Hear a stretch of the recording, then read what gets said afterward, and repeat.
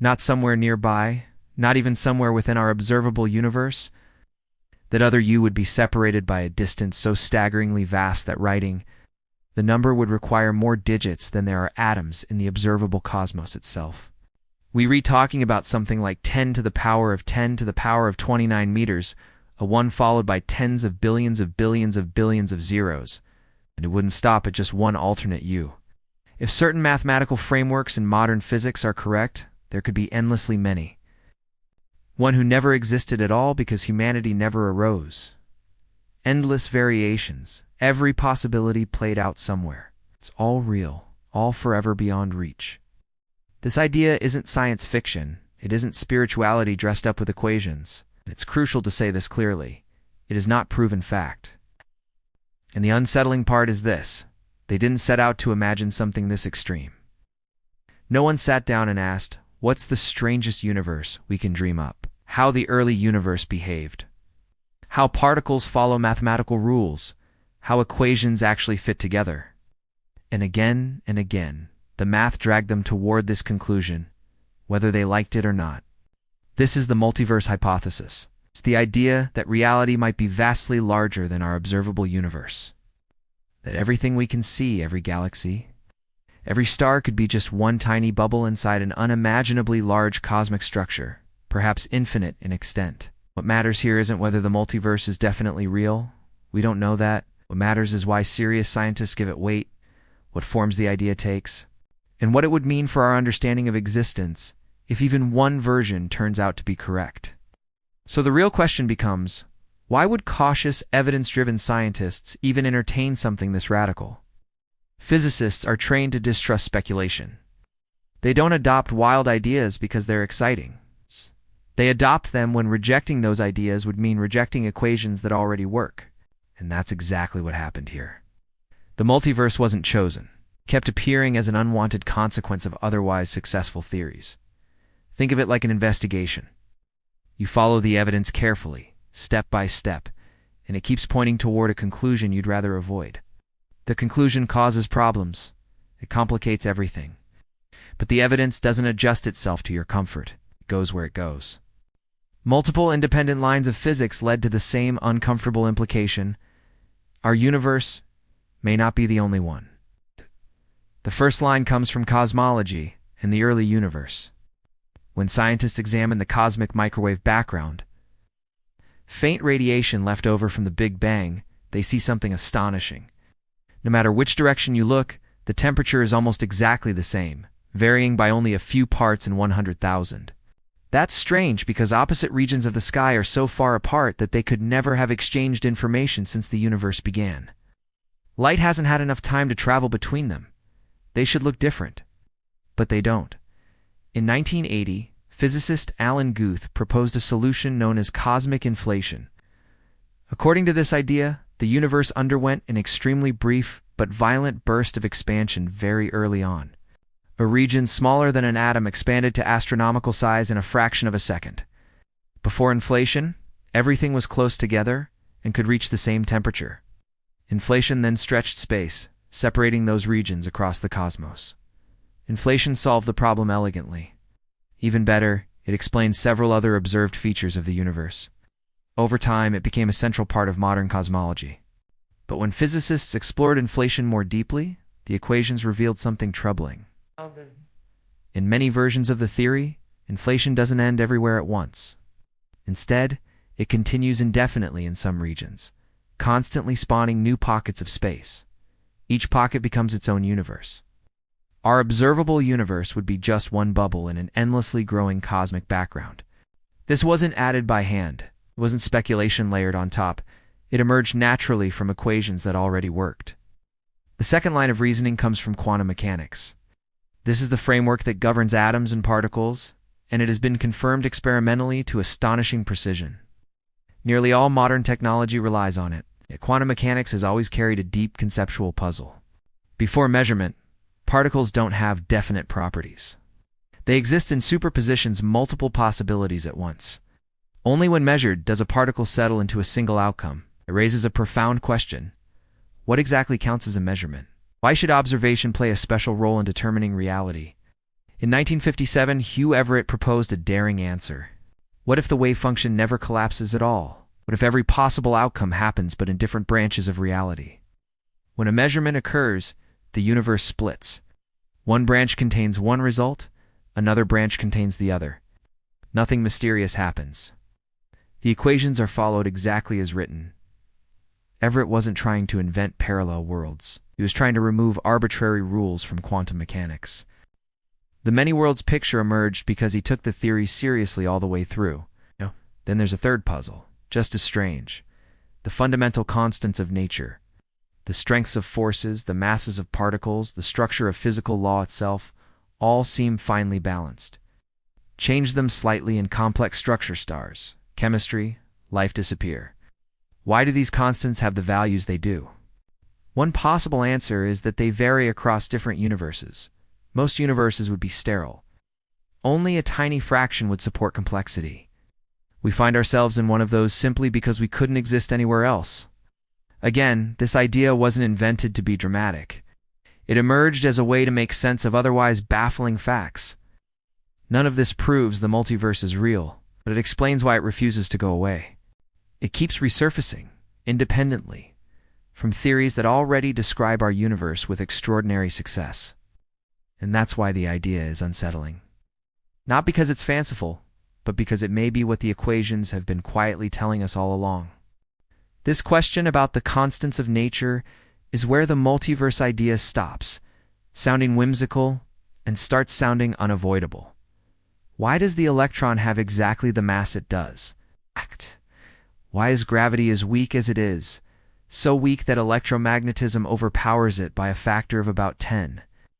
Why does empty space have a tiny but non-zero energy density instead of zero or something enormous? In our current theories, there are no deeper reasons. These numbers aren't derived, they're measured. Physicists call them free parameters. You put them into the equations by hand, and the equations then tell you what happens. That alone would be unsatisfying. But hereas the truly strange part. Most of these numbers appear to sit in an extremely narrow life-permitting range. If gravity were slightly stronger, stars would burn hotter and faster, collapsing or exploding before planets could stabilize. If gravity were slightly weaker, stars wouldn't ignite at all. Change the electromagnetic force even modestly, and atoms can't hold together. Adjust the strong nuclear force by a few percent, and either hydrogen never forms or all. Hydrogen fuses immediately after the Big Bang. Change the cosmological constant, the energy of empty space, by a factor of about 10, and galaxies never form. The universe doesn't just allow complexity. It seems balanced on a knife edge. This fine-tuning deeply unsettled physicists. Some saw it as evidence of design. Others hoped that a future theory would uniquely predict these values, making the apparent fine-tuning an illusion. But there is a third possibility, one that doesn't invoke purpose or inevitability. If there are many universes with different values of the constants, then most of them will be sterile. A tiny fraction will permit complexity. Observers will only ever find themselves in those rare universes, because nowhere else could observers exist. This is called anthropic selection. It's not saying the universe was made for life. It's saying life can only appear where conditions allow it. This idea gained force when physicists tried to unify all known forces using string theory. Instead of predicting one unique universe, string theory appeared to allow an enormous number of possible vacuum states, often estimated around 10. Each vacuum would correspond to different particle masses, force strengths, and constants. This vast menu of possibilities became known as the string landscape. If eternal inflation is real, different bubble universes could settle into different points on this landscape. Different universes, different physics. Same underlying laws. They found multiplicity. So now we have three independent motivations. Inflation suggests many causally disconnected universes. Quantum mechanics suggests branching realities. Fine-tuning suggests environmental selection across universes. None of these proves the multiverse exists, but taken together, they explain why physicists don't dismiss the idea as fantasy. It keeps reappearing as a consequence of theories built to explain real data. At this point, it helps to be precise about what people mean by multiverse, because it's not one single idea. Physicist Max Tegmark organized these possibilities into 4 levels, each more radical than the last. Level I is the simplest stand, the least exotic, requires only one assumption, that space is infinite. If the universe extends infinitely in all directions, and the laws of physics are the same everywhere, something remarkable follows. There are only finitely many possible ways to arrange matter in any finite volume of space. The number is astronomically large, but it's finite. 10,120. That's a 1 followed by 10 zeros. Incomprehensible, but not infinite. In an infinite universe, every possible arrangement must occur somewhere, and not just once, but infinitely many times. This isn't probability, it's inevitability. That means that somewhere unimaginably far away, there is a region of space identical to ours. Same galaxies. Same Earth, same history. Same you, reading the same words, having the same thoughts. Not because the universe copies itself, but because infinity guarantees repetition. How far away would the nearest identical copy be? Based on estimates of the number of possible quantum states, the distance is mind-breaking, roughly 10 YY meters. That's so large it dwarfs all cosmic scales we normally talk about. It's far beyond any conceivable observation or interaction. These copies are causally disconnected forever. Yet, under these assumptions, they are just as real as we are. Level I doesn't require new physics. No branching timelines, no exotic dimensions, just infinite space. And that's what makes it unsettling. The mildest multiverse already implies infinite versions of everything. The deeper levels go much further from different physical constants, to branching quantum realities, to entirely different mathematical structures. Each step removes another layer of what we usually think of as fundamental, and none of them were invented to be strange. They were backed into reluctantly by following the math where it led. That's why the multiverse isn't dismissed outright. It's not because it's comfortable, but because ignoring it may require ignoring theories that already work astonishingly well. To understand how extreme that distance really is, consider this. The observable universe spans about 93 billion light years. That sounds enormous, and it is. But it's only around 9 times 10 meters. Compared to the distance to your nearest identical copy, the entire observable universe is smaller than a dust mote next to a planet. Your duplicate is so far away that ordinary cosmic scales completely break down. And here's the subtle twist. These other copies aren't in separate universes. They're part of the same universe as you. There's no boundary, no wall, no transition point. The only reason they're forever unreachable is cosmic expansion. Space itself is stretching so quickly between us and them that light from those regions can never arrive here. Even though they exist in the same cosmic fabric, causality permanently separates us. Functionally, they might as well be in different realities. Does this level 1 multiverse actually exist? We don't know. It hinges on whether space is truly infinite. Astronomers try to answer this by measuring the curvature of space. If space curves back on itself, like the surface of a sphere, the universe is finite. If it's perfectly flat, infinity is allowed. So far, every measurement says space is astonishingly flat enough to be consistent with infinity, but we can't observe far enough to be certain. What matters is this. If the universe is infinite, then level 1 isn't speculation. It's unavoidable. No exotic physics required. It's just infinite space and finite possibilities. The second level of the multiverse comes from inflation taken to its logical conclusion. Inflation, the burst of rapid expansion right after the Big Bang, is strongly supported by observation. It explains why the universe looks smooth, flat, and nearly uniform. But when physicists studied the equations carefully, they noticed something unsettling. In most models, inflation doesn't end everywhere at once. Picture a field filling all of space. Where this field has high energy, space expands explosively. Quantum fluctuations cause the field to lose energy in certain regions. Those regions stop inflating and form bubble universes like ours. But elsewhere, inflation keeps going. And because the inflating regions grow faster than bubbles form, inflation never ends globally. It's eternal. The result looks like boiling water. Bubbles form and separate, but the boiling never stops. Our observable universe would be one bubble among endlessly many others, constantly being born in an inflating background. Here's where things get profound.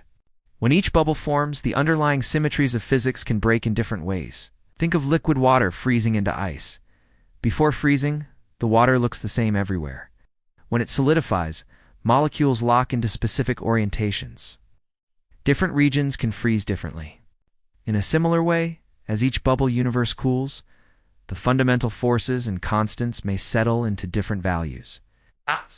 One bubble might have stronger gravity, another might have heavier electrons, another might have no stable atoms at all. The laws of physics would be the same at a deep level, but their outcomes would differ.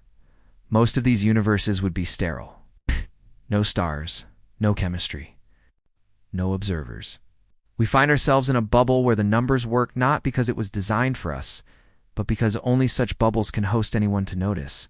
Is eternal inflation proven? It's not yet. Inflation itself is well supported. Whether it continues forever depends on details we don't fully understand. But if inflation behaves the way most models suggest, then a level 2 multiverse isn't optional. It comes with the territory. The third level is the most unsettling because it doesn't depend on cosmology at all. It comes straight from quantum mechanics. Quantum theory says particles don't have definite properties until measured. Before observation, an electron exists in a superposition multiple possible states at once. The traditional Copenhagen interpretation says measurement causes the wave function to collapse, selecting one outcome and erasing the others. This works, but it raises deep questions. What qualifies as a measurement? Does consciousness matter? Where does the quantum world end and the classical world begin? In 1957, Hugh Everett proposed a radical alternative. What if collapse never happens? What if the equations are taken literally? In that case, every possible outcome occurs, but in different branches of reality. When you measure the electron, the universe splits. One branch contains Eucine spin-up, another contains Eucine spin-down. Both are real. Both are consistent. Neither can ever interact with the other. This branching doesn't require observers, consciousness, or special rules. It happens automatically, constantly, everywhere. Every quantum interaction produces branches. The universe fractures endlessly into parallel histories, each following from the same underlying laws. This is the many worlds interpretation. It wasn't invented to be strange. It was invented to remove ambiguity from quantum mechanics. The strangeness came as a consequence. And this is why the multiverse unsettles people. Not because it's wild imagination, but because, again and again, when physicists try to remove mysteries and make theories cleaner, reality expands beyond what intuition can tolerate. If these ideas are right, then you are one path through an unimaginably vast structure. One branch, one bubble, one arrangement among possibilities so numerous that repetition becomes inevitable. And yet from the inside, it still feels singular, continuous, personal. That tension between lived experience and cosmic truth is where the real unease begins. At every moment, quantum events are firing off everywhere. Particles decay, photons are absorbed, quantum states collide with their surroundings and lose coherence. Each of these interactions forces reality to branch, not metaphorically, mathematically. According to this view, the universe is splitting trillions upon trillions of times every second. The number of branches grows faster than language can describe. Is the many worlds interpretation actually correct? There's no consensus.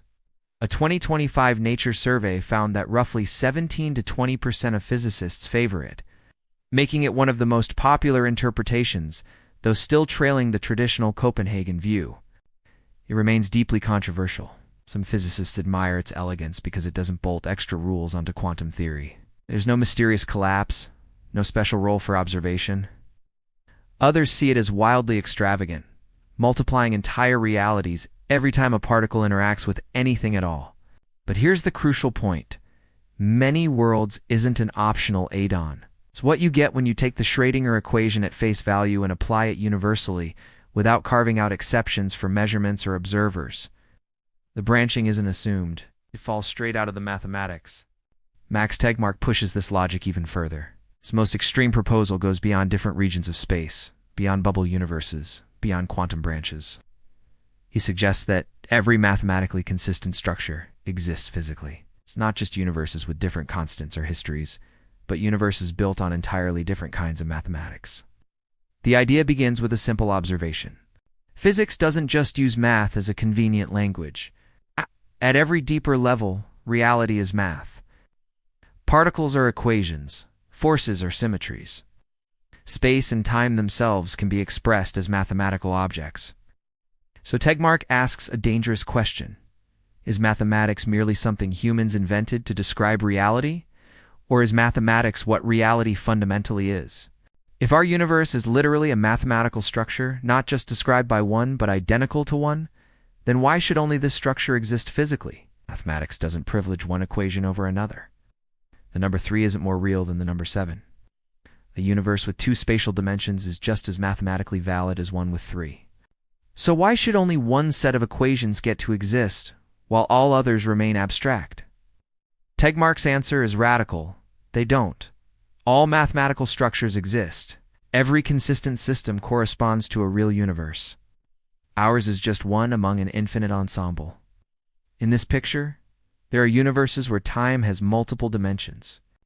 Universes where space comes in discrete chunks instead of flowing smoothly. Universes governed by mathematical rules so alien that even imagining them stretches the limits of thought. This level for Multiverse is by far the least accepted of Tegmark's proposals. Many physicists feel it crosses the boundary from physics into pure philosophy.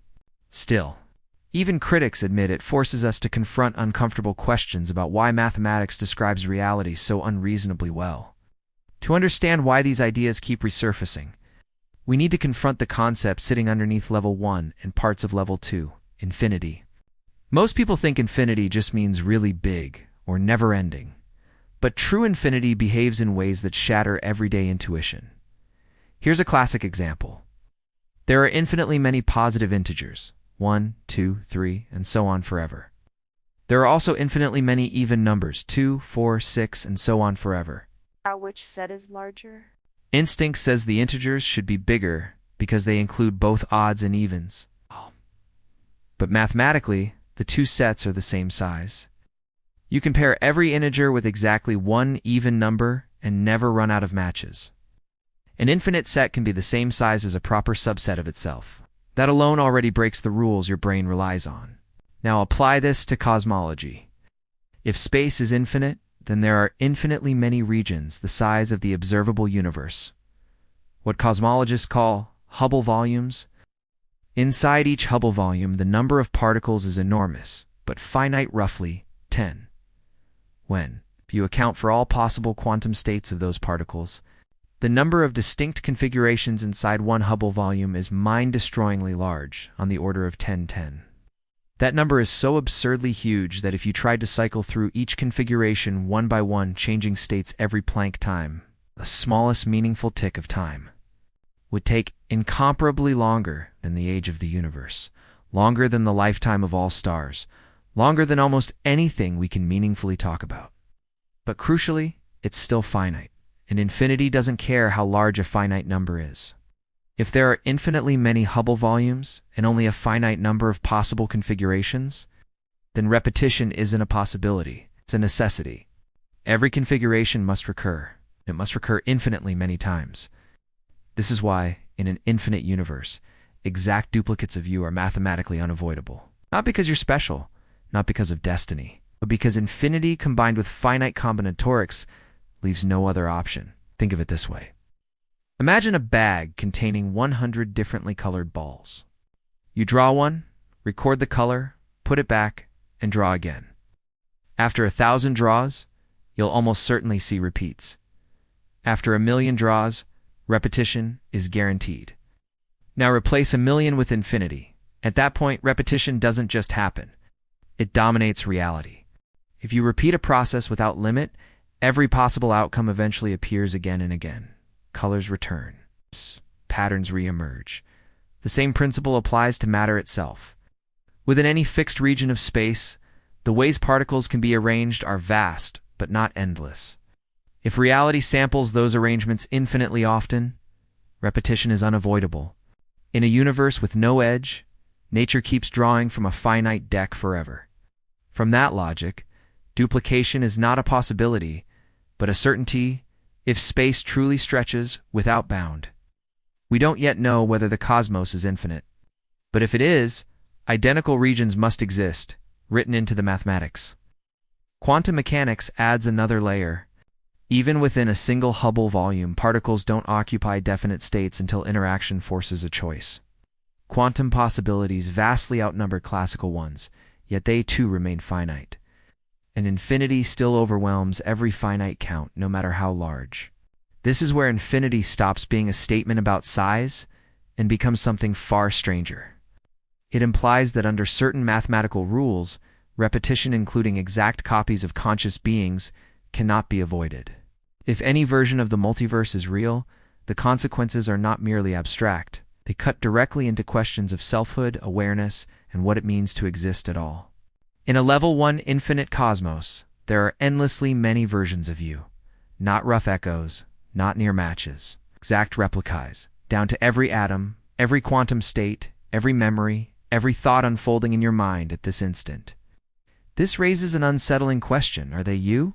Or are they different individuals who simply happen to be identical? Memory links one moment to the next. But your duplicate in another distant region shares none of that causal chain.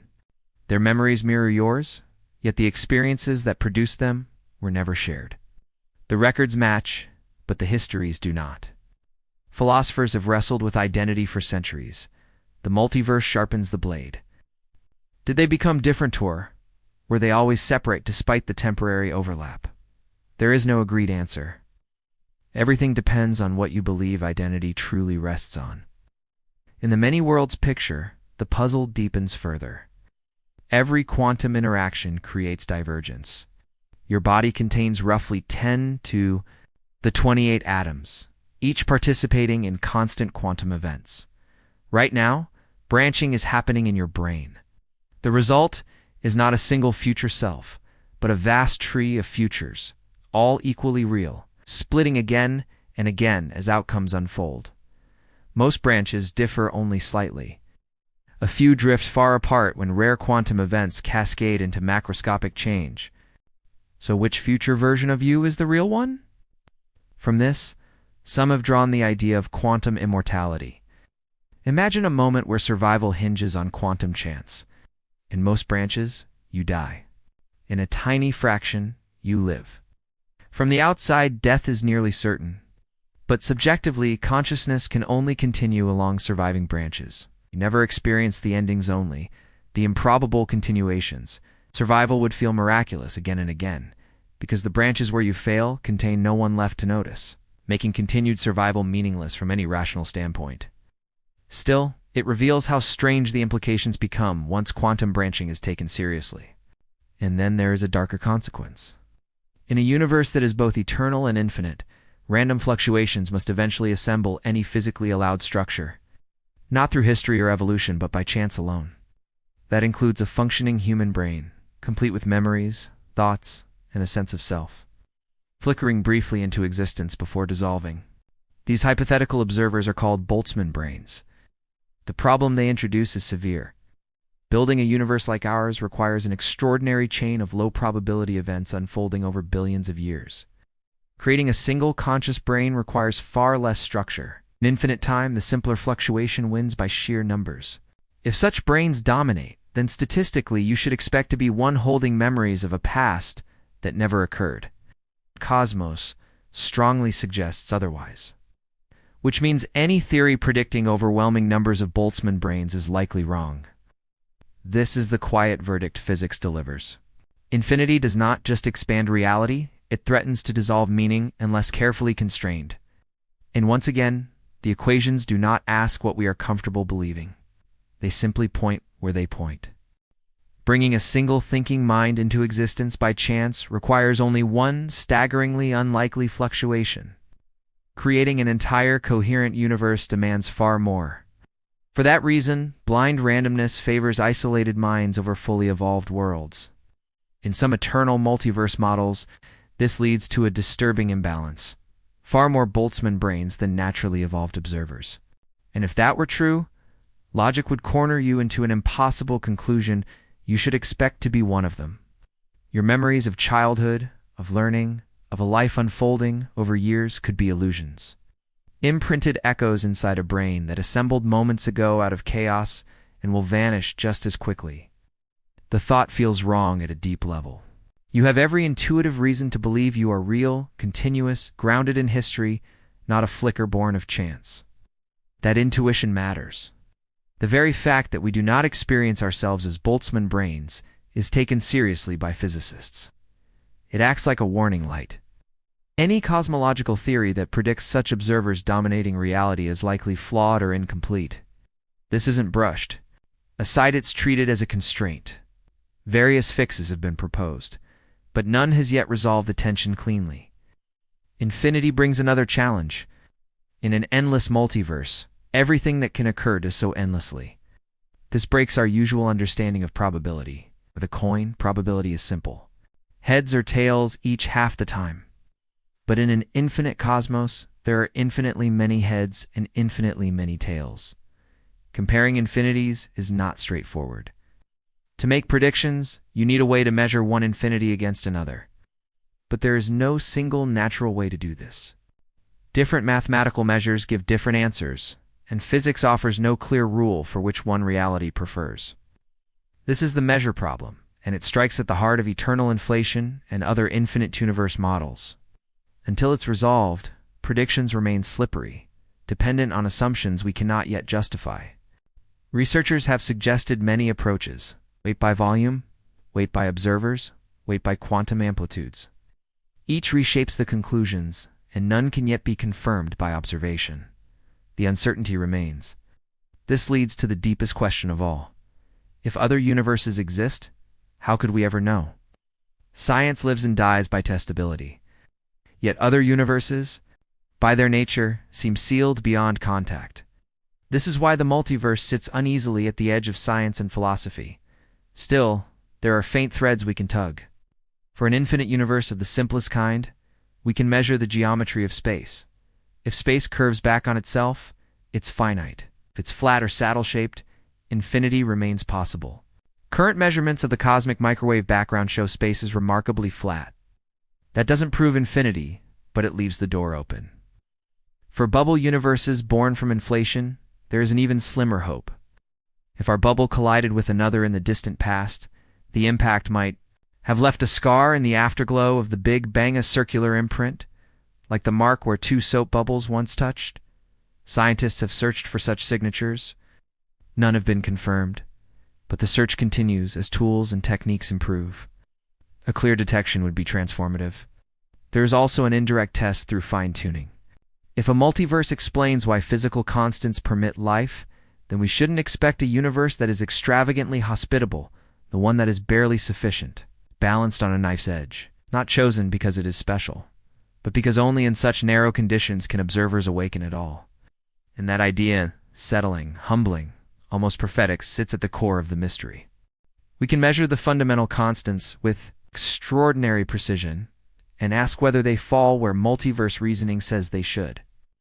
In at least one case, the cosmological constant, they seem to. But a single coincidence is not a verdict. It's a hint, not a conclusion. For the level 3 many worlds picture, the challenge deepens. Once quantum branches separate, no branch can ever observe another. Yet the theory still leaves fingerprints. Quantum interference patterns depend on the coexistence of multiple branches before they decousure. There are experimental proposals aimed at this subtle regime, attempts to place increasingly large systems into quantum, superposition, and search for telltale signs. These experiments sit at the edge of what technology allows. Difficult? Yes. Impossible? No. Some physicists believe the coming decades may finally let us probe the foundations of quantum interpretation itself. Level 4, however, slips almost entirely beyond reach. How could we ever test the existence of realities governed by wholly different mathematical structures? By definition, we couldn't interact with them, couldn't observe them. There would be no shared language of space, time, or causation. And here is the uncomfortable truth. The most striking claims of multiverse theories, the existence of other universes themselves, appear fundamentally unobservable. Level 1 duplicates lie so far away that their light will never arrive. Cosmic expansion carries them beyond any possible contact. Level 2 bubble universes are sealed off by eternally inflating space, separating them faster than light could ever bridge. Each bubble stands alone, an island forever isolated except in the rarest primordial collisions. Level 3 quantum branches part ways at the microscopic level and can never reunite once decoherence sets in. The version of you in another branch is as unreachable as a being in another cosmos. And Level 4 universes may not even share the basic scaffolding of reality with ours. This creates a profound dilemma. If the most dramatic predictions of a theory cannot, even in principle, be observed, does that theory still belong to science? This question has ignited intense debate. Karl Popper famously argued that falsifiability is the line science cannot cross. A scientific idea must risk being wrong. If no observation could ever contradict it, then it drifts into metaphysics. By this standard, multiverse ideas seem suspect. Any observation we make could always be explained away by saying, "That's just how our universe turned out." Supporters respond with several counterpoints. First, they argue that we are not testing the multiverse directly. We're testing inflation, quantum mechanics, and other foundational theories. If those theories survive every experimental challenge, and they imply a multiverse, then the unseen consequences should be taken seriously. Just as we accept quarks inside protons despite never observing a free quark. Second, they argue that insisting on direct observation sets an impossible bar. Much of science deals with the unobservable. We cannot see inside black hole event horizons, yet we trust the physics that describes them. We cannot rerun the Big Bang, yet cosmology remains a science. History, geology, and astronomy all study unique events that cannot be repeated. Why should the multiverse be held to a stricter standard? Third, some philosophers emphasize confirmation over falsification. A theory earns credibility by correctly predicting what we can observe. If multiverse-based theories continue to succeed where rivals fail, that success should count, even if the wider reality they imply remains hidden. They warn that this logic is too permissive. If unobservable realms can be invoked to explain anything, then explanation loses its bite.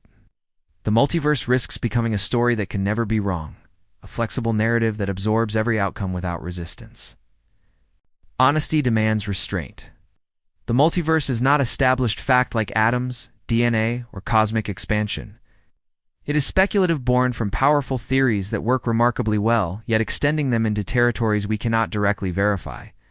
That does not make it meaningless. It places it at the frontier, where science shades into philosophy and certainty gives way to disciplined imagination. History reminds us that ideas once thought untestable sometimes become testable with new insight.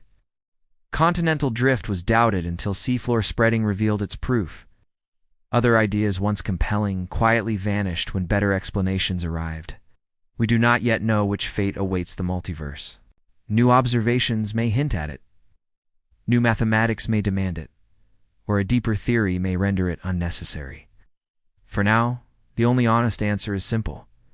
We don't know, so let us shift the lens. Suppose some form of the multiverse is real. What would that mean for our place in existence? For most of human history, we believed we were central. Earth stood at the heart of creation. Humanity occupied a privileged stage. Then Copernicus displaced us. Earth became just another planet. We adjusted, and the sun lost its special status, one star among hundreds of billions. Then our galaxy followed, revealed as one island among countless others.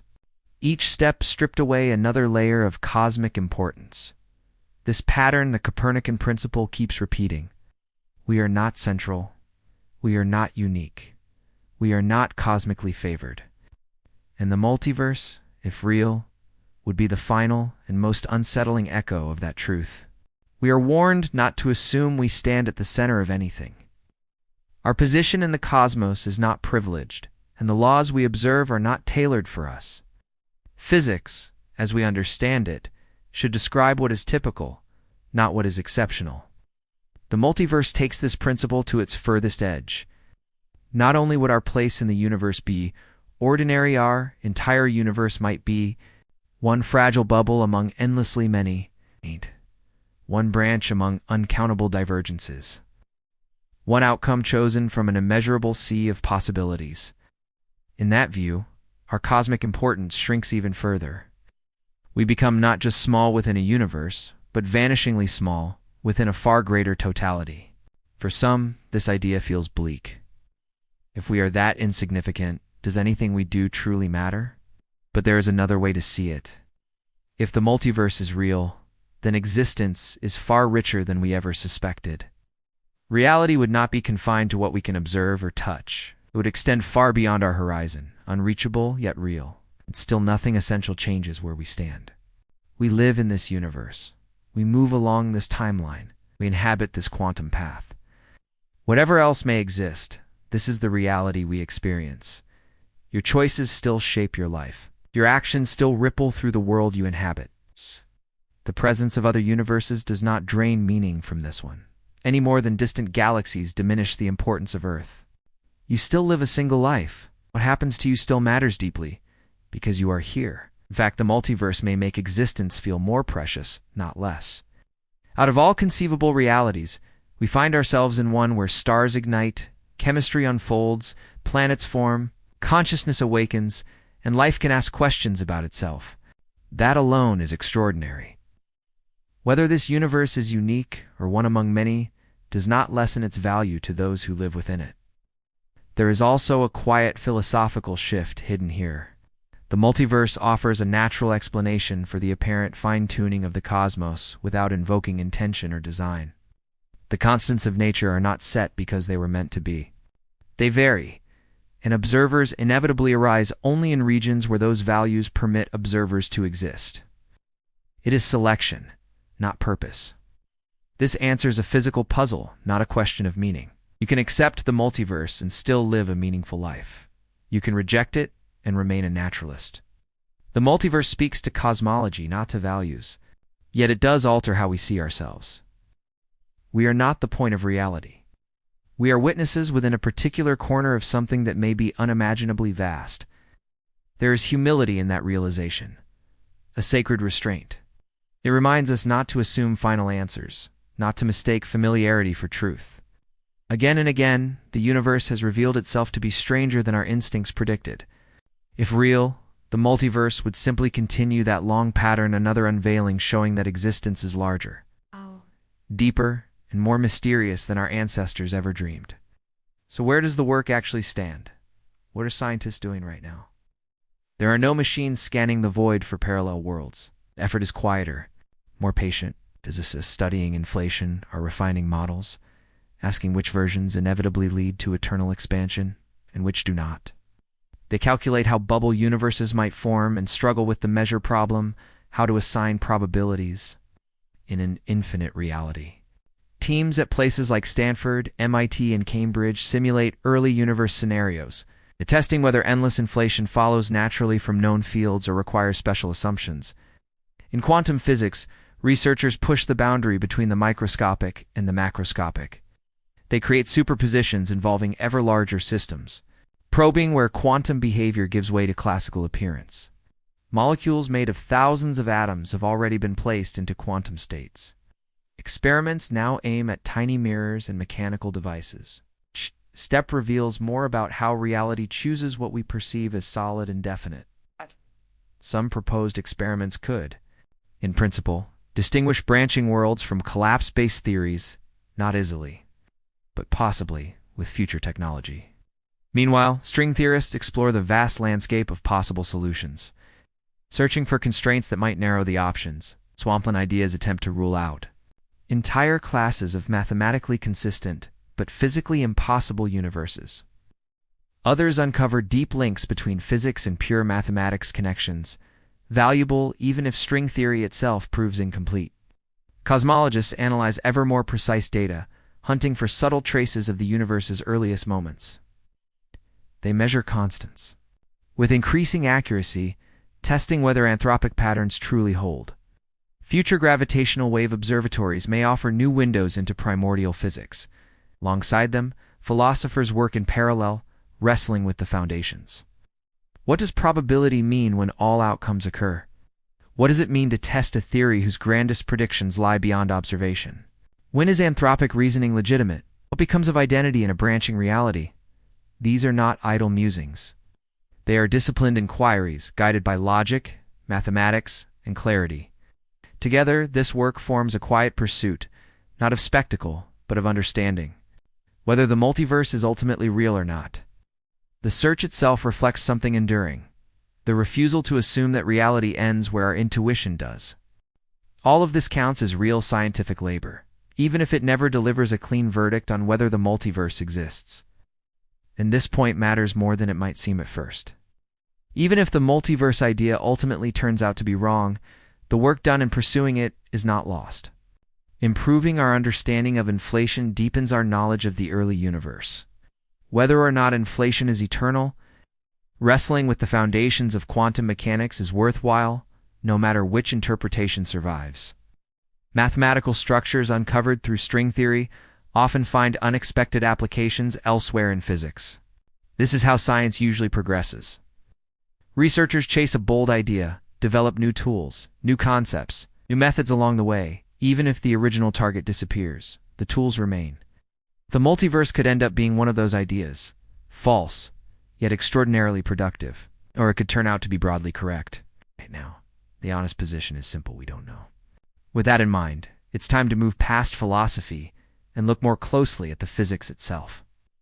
Each proposed level of the multiverse is grounded in concrete theories, equations, and observations that physicists actively work with. This isn't mystical speculation. It's an attempt to follow known laws of nature to their logical conclusions. Start with level 1. Everything hinges on a deceptively simple question. Does space continue without end? At first glance, this feels unknowable. But general relativity gives us a way to test it indirectly. Space can have different global geometries. It might be flat, extending infinitely like a perfectly endless plane. It might curve positively like the surface of a sphere, making it finite but unbounded.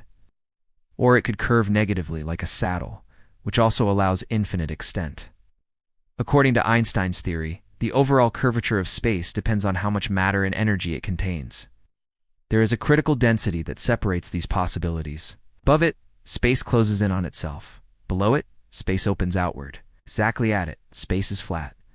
We can estimate this density by studying the cosmic microwave background, the faint afterglow of the early universe.